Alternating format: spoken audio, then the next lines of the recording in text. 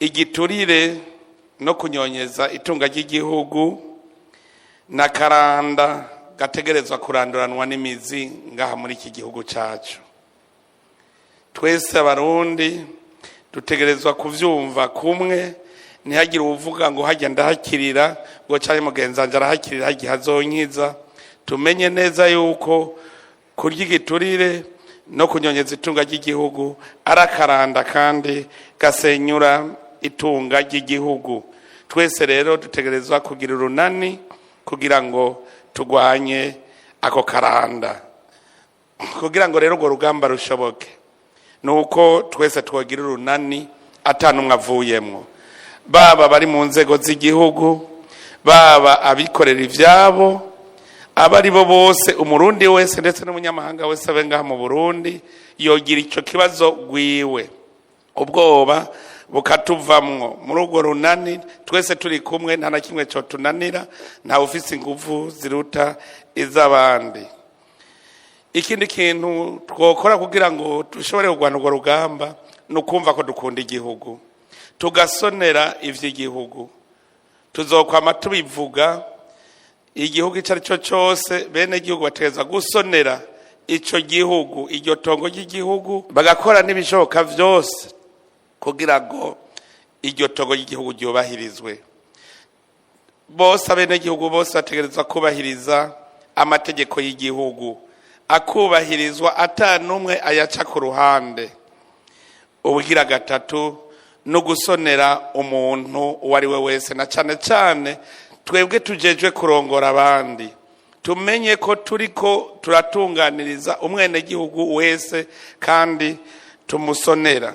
Ico tugiye kwihutira nuko icegeranyo tujya tukigire gwacu, tugigire inzego z'igihugu mu gishikiriza inama shikiranganje kugira ngo bibe gwacu.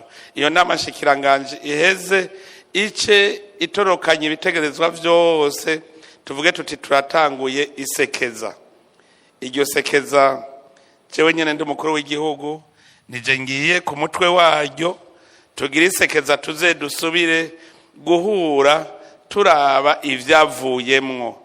Ntihagire rero ugira ubwoba, jewe ndiyemeje yuko je ngiye kugwanya uwo wese agigiturire.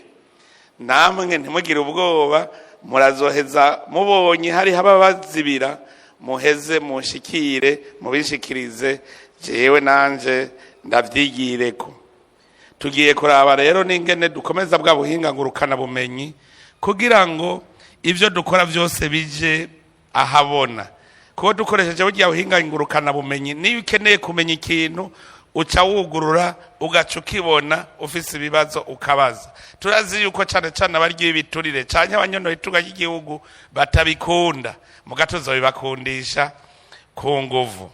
Ni kibazo kijanye no kudoma ku rutoki abaryi ibiturire n'abanyonora itunga ry'igihugu. Narinzi ko abantu bakunda igihugu no kucitangira bo citangira n'amaraso yabo bakayaheba, mugabo nsanga bose bishize mu mutima bacangero. Ndaraba nti none uno munsi ndabaha akarorero, hariho ingene twagize iperereza mu bijanye n'amafraude, ibintu vyo gucisha mu binywabi. Hanyuma tugize iperereza dusanga uwo muri obere wenyene ni wabikingira ikibaba. Tugiye kubibona ingene yabikoze ubuhinga yakoresha, yabwira uri hanze ugira yinjiza ibintu ati banza umpe liste y'ivyo uza kuzana, hanyuma iyo ndayigumye we imodoka yawe iza kuza nce ndayireka icibandanya yigire. Niba gufata uza guca uvuga ko ndiko nakora dossier, hanyuma ncanza kugutabara. Ivyo biraba bibaye acavuga ati twari biharuye ibintu vyiwe vyose, ahubwo ni facteur utari bwamuhe ndabizanye. Acaraza arashika, ndabibonye gutyo nja kumwitwarira, erega aradutsinze ati nta vyemezo dufise. Ariko jewe nanje kubera ubuhinga bwanje bwo guperereza duca turakurikira ukirenge ku kindi, turaba ivyo yaramaze kwinjiza. Duca dusanga yaramaze kwinjiza ibintu birengeye imiliyaridi 15 biri muri hangare ngaha muri quartier Nef. Hanyuma ico gihe urumva barafashwe, umwe bari bakingiye ikibaba. none ivyo bintu ko vyarenze miliyaridi 15 bisigura ko je naca mpembwa umuriyaridi n'inusu, sivyo? Ko bavuga ngo 10% naca mpembwa umuriyaridi n'inusu. Nimwiyumvira amashure arimwo, mwiyumvira intebe z'abanyeshuri zirimwo, mwiyumvira ibitanda vyo bitaro birimwo, mu miliyaridi n'inusu. Jewe nari umurundi nari gukingira igihugu, ahubwo nkaba mfashije mu rugamba. Ncasanga jewe igihe navuga nti twese turapatriota ahubwo dukore, hariho abaciye abiheba no kuvuga n'abacangero. Niho navuze nti nafasha abarundi nibaza ko bameze nkanje bakunda igihugu, usanga n'abacangero. Nico gituma muri obere natevye ndababwira nti tugaruke, nta kundi ko abacangero tubafata uko baze barahembwa, mugabo turabe none ufashe ibintu vy'imiliyaridi 5 uremeje neza ko baca baguha miliyoni 500, n'umukozi wa leta azorinda pasura atarayahembwa? Mbega jewe nabibonye ko biruko sinobireka. Jewe ndi ndongozi ntwari igisata, nkabireka gaca nkubwira wewe ntigenda uca ubifata, hanyuma ayuza kuronka tuzoyagabura. Ntivyoba ivyo vyose tuze turiga. Je ndashobora guca ninumira kubera jewe ndabifashe ntaza guhembwa, ndi umukozi wa leta. Wewe gaca nkubwira nti wewe abari ubifata nkabikuregera, je ndabizi ukabifata, ngaca mvuga nti ubu nyene muha miliyoni 500 nkabanze koza gukuramwo 200 cyangwa 300 nawe gatwara 200. Murumva yuko iyo turiko dukorana n'abantu bamaze kuja mu buryarya, ikintu ca mbere twigishe gukunda igihugu. Ego nivyo mu kurindira turabikora, hari ibindi byo gukingira ivyabona vyovyo ndamaze kubibona koko, ivyabona birarondegwa.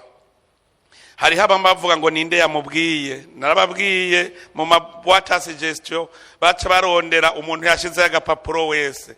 Ubu rero ari kuri WhatsApp baca babaza ngo ninde yoba yabimubwiye, bakaraba umuntu yoba ahora nyandikira keshi. Hariho numaze gupfungwa baramudendereza kugira bamukure, ngene babigize bakoresheje ubuhinga bwabo. Mugaje narababwiye nti naho uyu muntu ndavye ingene barabikoze barabihinyanyura neza gushika aho bamufata, kandi uwo muntu jewe nari namutumye. Nababwiye nti ko vyibananiye mwebwe kubona, barabibona bakabireka mu bisanzwe, niko vyibananiye kubona, reka je ndabarungikire umuntu murako atabibereka. Baca ngo turatomboye turarose umwe hora turega. Kubera iki? Ico gihe naheruka gufata umuntu mu ndongozi, naramubwiye nti uraraba sayine y'ijoro hariho ibintu biza kwinjira biciyanana, ugende ubitegere bifatwe. Hanyuma aragenda buke arabifata, buke mu gatondo ndamubajije ngo ntaco nabonye, ngo ntacaciye. N'umuntu ari ahembwa na leta, akorera leta, ngo ntaco nabonye. Nanje yibagiye yuko kugira ndabimenye ko biza kuza, nanje nari mfiseho iraje iperereza ryanje. Hanyuma kandi yarajeje iperereza nyawayo. Hanyuma ncavuga nti ko vyaje, akabavuze ko bitaje. Njambwira umukuru w'iperereza nti hamagara nako muhamagare ngaha, uco hamagara umushoferi wiwe gusa, ndazi ko aca bivuga. Umushoferi wiwe aca bivuga ati mbere ni jewe nabimanukanye Bujumbura. Iyumvira imodoka ya leta yonyene niyo yaciye ibimanukana. Hanyuma wao ndaza kuza ati gute, ati nta kundi baca baja gusakiwe, basanga aca binyegeziwe ahubwo kugira ngo ntibinafatwe. Nivyo twaramwirukanye mu kazi k'igihugu, turamwirukana arahanwa, adazi yuko bariko arajya igihano. Mugabo uwo nuwabonetse. Murumva yuko hari hakaranda dufise muri twebwe nyene. Rero twese cyambere ndabona yuko dukwiye kugira uwo umutima wo gukunda igihugu, hanyuma ivyabona navyo nyene tubikingire. Nababwiye ko nk'ubu ndi ku makanda y'ingene igitoro cibwa ngaha muri Uburundi. None nk'ubu natumye nti genda wewe ushike hajya wigire nk'umuguzi mu bandi kugira utore ikintu reguragura nawe. Ejo bacavuga ko nawe yagize fraude, kandi ari uwo twatumye kugira ngo tubone inzira ubusuma bucamwo. niko bimeze n'ubuhinga umuntu akoresha ubuhinga bwose ndashobora kuvuga nti kw'igitoro baciba gutya genda nawe uce muri inzira ndabe ko ari ivyo ninabona ari ivyo canavyemeza hanyuma tumenye tuzofata ababikora rero murumva nkaho yo tugeze imbere y'ubucamanza nawe aca yitwa umufrode mugabo twamutumye kugira tumenye inzira ibintu rero ico kintu abantu bajejwe ubutungane muze muramenya ibintu byo gukingira ivyabona hariho imanza tuzofuma ngira ngo tuza turacira mu kigegero kuko nawe acavuga ngo zanunyagiriza ngo zanunyagiriza urumva rero hari ivyo ruzoza turakora wikro kugira ngo dukingire abadoma ku rutoki abanyuruzi tuba y'igihugu canke abarya ibiturire ariko ikintu kinezereje nuko ndavye ingene mungana ngaha jewe ndizeye ko ngaha n'imiburiburi 10% bagiye nawe no ubu bakijijwe abo 10% tworonka bakijijwe muri sale tukaronka 10% bakijijwe